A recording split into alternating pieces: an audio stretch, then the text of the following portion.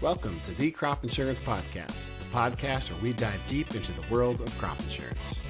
I'm your host, Mike Rydell, a third-generation crop insurance agent, and I'm thrilled to have you join me on this educational journey. At our family-owned and operated business, we've been providing crop insurance expertise for generations.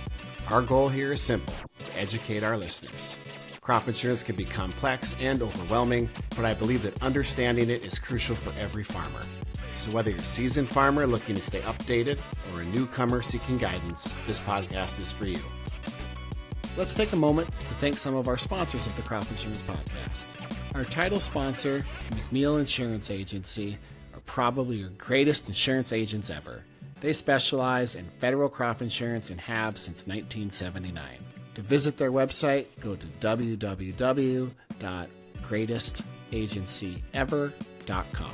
The McNeil Insurance Agency is a proud partner with the Crop West Insurance Group.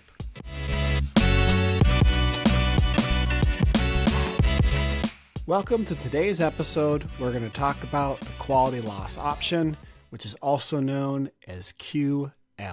Before jumping into this podcast, it might be a good idea to go back and listen to some previous episodes where we talk about calculating approved yields, as some of that basic knowledge of the crop insurance policy will help you understand how this option works a little bit better. Before we dive into some of the details on the quality loss option, let's get some help from our Crop Insurance Podcast AI and look at what a definition of the quality loss option is from our friends over at Rain and Hail. The quality loss option allows you to utilize your actual yields without adjustments for quality deficiencies to calculate your approved yield, rather than the post-quality yields that are currently used. By electing the quality loss option, your APH database will reflect what you actually produced, not a yield that was reduced due to a quality issue.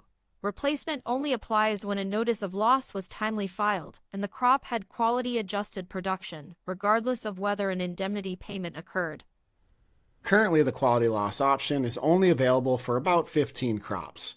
If you would like to get a list of what those 15 crops are, please head over to our website at thecropinsurancepodcast.com, and you'll find an article on the quality loss option where we have a nice infographic on what those 15 crops are, as well as some other visual aids to help your learning. If you happen to have one of those 15 crops on your policy, you'll want to add the quality loss option onto your policy by the applicable sales closing deadline. Now that you've added the option to your policy on time, in order to use it, you have to have filed a timely notice of loss in the crop year that you're wanting to use it for. It doesn't mean that a loss had to be payable. It just means that you had to have filed a timely notice of loss in that year for that specific crop. Like that previous definition spoke about, the quality loss option allows you, when applicable, to use your pre-quality adjusted production when factoring your approved yield. So if you remember how you do your approved yield, if you have no options, you simply average the years in your database to come up with your approved yield. Depending on what options you have, you can then quote-unquote massage the numbers to come up with a higher approved yield based on how those options work. This quality loss option, or QL, is one of those options. It should be noted that the quality loss option cannot be used in conjunction with yield adjustment or yield exclusion. In factoring your approved yields in any one database, you'll have to look at which way is better in terms of giving you a higher approved yield in either using the quality loss option or the YA and YE option. Your crop insurance agent can help you go through that process when you go through your databases to help determine which ones you want to use the quality loss option on for any one crop year and database. Now, if you go over to our website, you'll be able to find an example in our article on the quality loss option to help you, if you're more of a visual learner, to look at how those yields play out when using the quality loss option. But for the purposes of this podcast, we'll just kind of go through a high overview of what it looks like. Let's assume that you've already added the quality loss option by the applicable sales closing deadline. Let's assume that in the previous years you filed a timely notice of loss for the crop you're looking to use the quality loss option on, and that your databases reflect the pre-quality and post-quality adjusted production. When you go to average your production to come up with your approved yield, if you do not have the quality loss option, you're going to average all of your actual production to count that the adjuster used in your losses.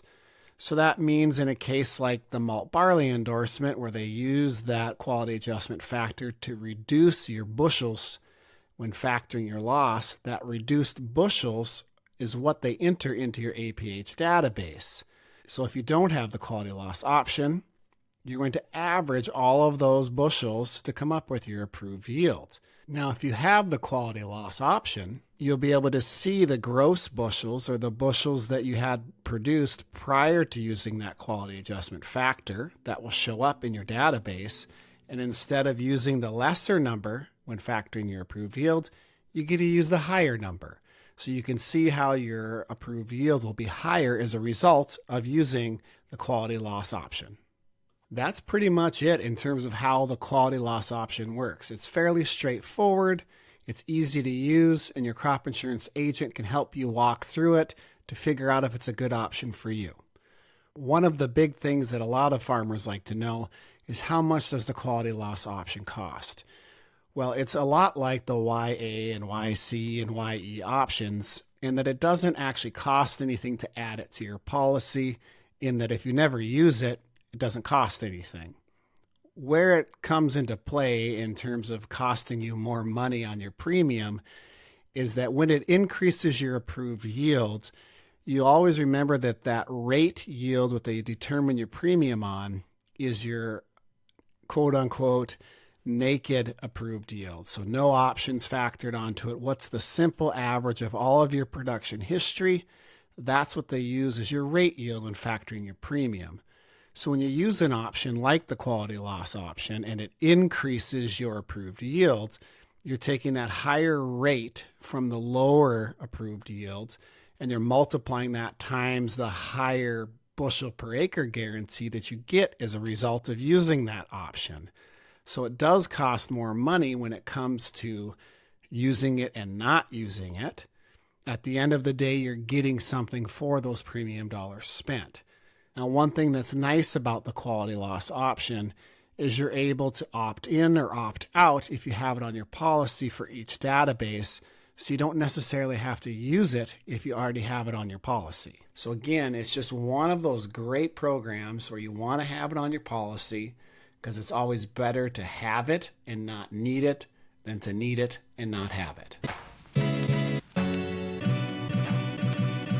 From my family to yours, thank you very much for listening. I sincerely hope that this presentation has been instrumental in enhancing your understanding of federal crop insurance. If you find value in our podcast, we kindly encourage you to subscribe and spread the word among your friends and neighbors. To access further information, please visit our website at thecropinsurancepodcast.com, where you'll find the latest podcast episodes, articles, and exciting new features conveniently located in one place. This information is not all-inclusive and is meant to be used only as general guidelines for educational purposes. For additional information, please see crop provisions, reference the Crop Insurance Handbook or Loss Adjustment Manual, or contact your crop insurance agent. This institution is an equal opportunity provider and employer.